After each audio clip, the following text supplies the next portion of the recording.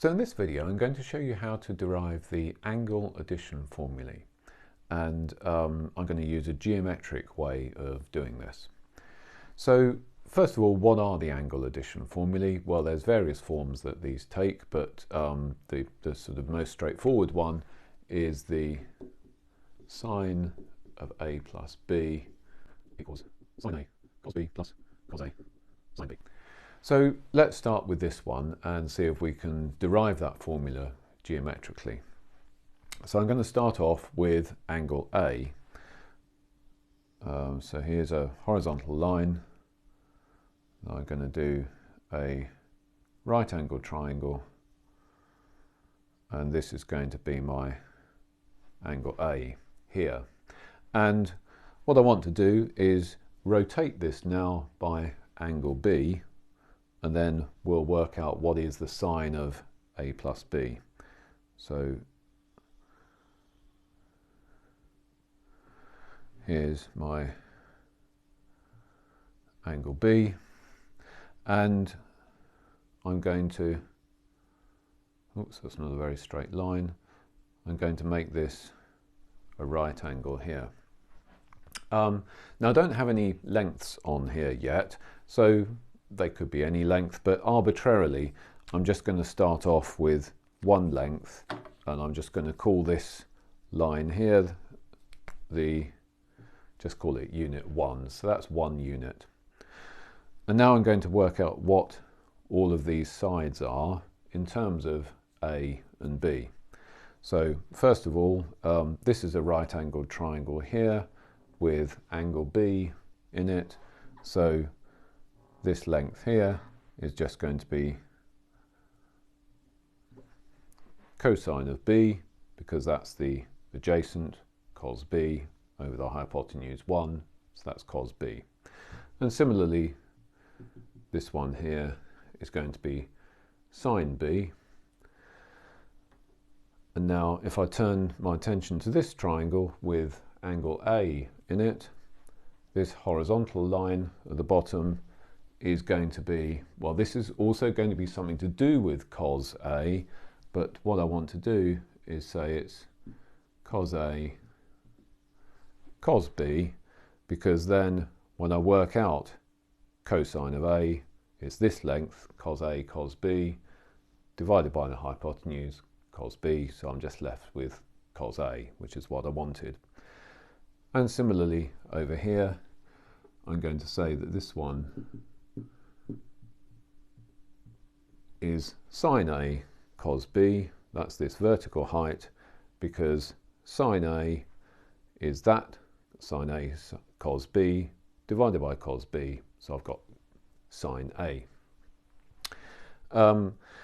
That's all well and good. Now what I'm going to do to derive this formula, my angle addition formula, I'm just going to work out the height of this whole drawing here in two different ways. And let's just sort of complete this rectangle.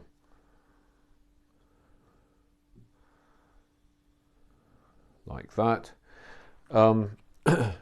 So how can I work out that height? Well, I know part of it. I know that this vertical line, this blue line here, was sine A cos B, because I worked that out before. Here's angle A. This is a right angle, so this angle here must be 90 minus A. Perhaps I'll just write that on. So that's 90 minus A degrees, and I've got 90 degrees here as well, so this must be angle A as well, because all the angles in a straight line add up to 180. And now if I know that that's angle A, and I drew my rectangle so that this was a right angle as well. Now what's the short vertical line here? Well, if I focus my attention on this triangle now with angle A, because I know that the hypotenuse is sine B, I can now write down what this purple short vertical line is, which is going to be cos A sine B, because cosine A is going to be cos A sine B divided by sine B, which is just cos A, so that's right. And now my total height is sine A cos B plus cos A sine B. And hopefully you recognise that that's the right-hand side of what we're trying to prove. But also, how do I get this left-hand side, sine A plus B? Well, if I just focus my attention on this angle here, A plus B, so I'll take the two angles together, and I'll say, well, let's draw in another triangle. I'll do it with a sort of dotted line like this, where that's 90 degrees. Now I've got this triangle with a dotted line and this horizontal line and this hypotenuse here, which I started off by saying is length 1. This angle is A plus B. So therefore, if that's A plus B, the length of this dotted line, the vertical side of this triangle, must be sine A plus B. So let's just write that in. So it's this blue dotted line, sine A plus B, just by looking at the triangle with the blue dotted line, that horizontal and the hypotenuse of 1. But of course the blue dotted line is the same as the side of my rectangle to start with. So I've got that sine A plus B must be sine A cos B plus cos A sine B, which is what I wanted to prove. What about the cosine formula? And you can get that as well from this picture. So the cosine formula then, cos A plus B equals cos B minus sine A sine B. Well, how am I going to get the cosine formula? Well, what I'm going to do, instead of looking at the vertical side of this rectangle, I'm going to turn my attention to the horizontal side of this rectangle. I already worked out that that horizontal side is cos A cos B, and you notice that that looks like it's starting to look like the right hand side of what we want to prove. Of course, that cos A cos B is a whole of that horizontal side of the rectangle. What about this length here? Well, this length here is just going to be focusing my attention again on this triangle with angle A plus B. This is just going to be cos of A plus B.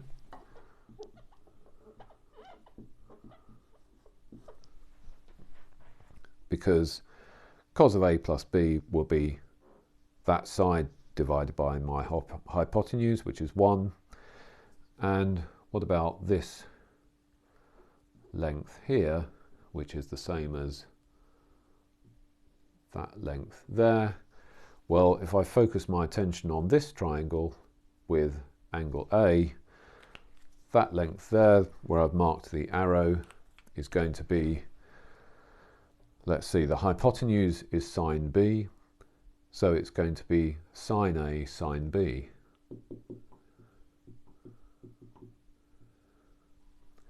Which is this here.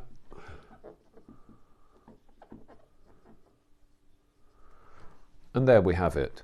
I've got that cos of A plus B, which is this length here, is going to be the whole length, cos A cos B, minus sine A sine B, which is exactly what I wanted to prove. Now, they're the angle addition formulae. What about the subtraction ones? So let's get the diagram that we proved these two. What about sine of A minus B and cos of A minus B? Well, the easiest way to get the subtraction formulae from the addition formulae is just to think about what the graph of sine and cosine look like. So here's a sine wave. That's just from 0 to 360 degrees. And if I extend it for the negative angles as well, goes something like that. And I can see that actually, if I think about the sine wave, I can see that sine of any angle x, say this angle here, x, is almost the same as sine of minus x, except it's negative. So sine of x is going to be minus sine of minus x. And similarly, perhaps it's easier to see with the cosine curve, because if I draw in the cosine curve,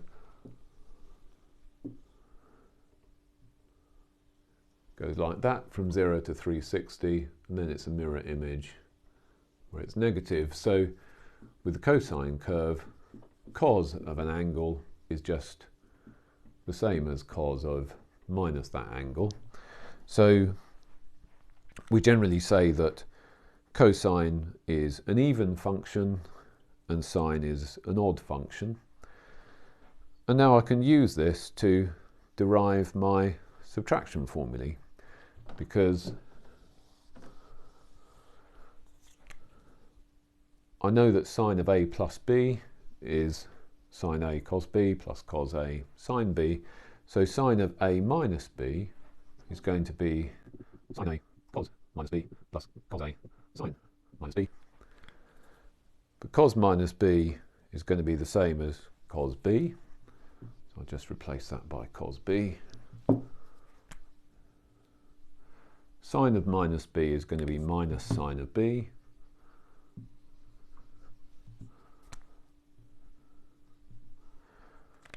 And there's my subtraction formula for sine. And similarly for cosine, cos of a minus b is going to be cos minus b minus sine a sine minus b. Cos of minus b is the same as cos b. So just put a b in there. Sine of minus b is minus sine b. So I can replace that by a b, and then just make that sign a plus. So in actual fact, when you look at these formulae, what you can do, a sort of shorthand way of writing them, the sine of a plus b and sine a minus b, the only difference is you've got a plus there and a minus there. So what you could do is say that sine of a plus or minus b is sine a cos b plus or minus cos a sine b, and then you don't have to write out that formula.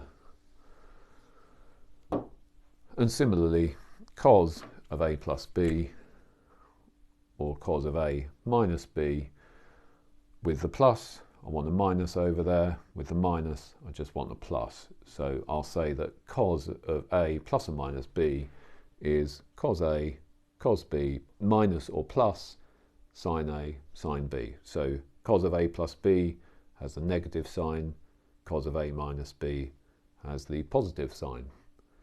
So I can get rid of this formula. It's just a quicker, easier way to write them. What about the tangent formula? So what's tan of a plus or minus b? Well, that's going to be sine of a plus or minus b over cos of a plus or minus b. So let's just write that out.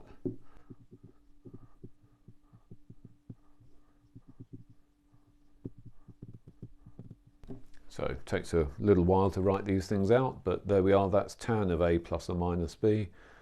And I mean, that is a formula for tan a plus b or tan a minus b. It's normally put in the form of tangents on the right-hand side as well. So getting rid of all the sines and cosines. Let's just put it here. I'm going to divide by cos a cos b, so I'll just put that in brackets. So every term I'm going to divide by cos a cos b, and then the numerator is going to be sine a over cos a, tan a, cos b's cancel, plus or minus cos A over cos A, that cancels, sine B over cos B, tan B. In the denominator, the first term is 1, and now I've got minus or plus sine A, sine B over cos A, cos B is tan A, tan B. And that's the format that it's normally written in. So we've got sine in terms of sine and cos, cos in terms of cos and sine as well, and tan just in terms of tan. And that's the derivation of the angle addition formulae. Thanks for watching.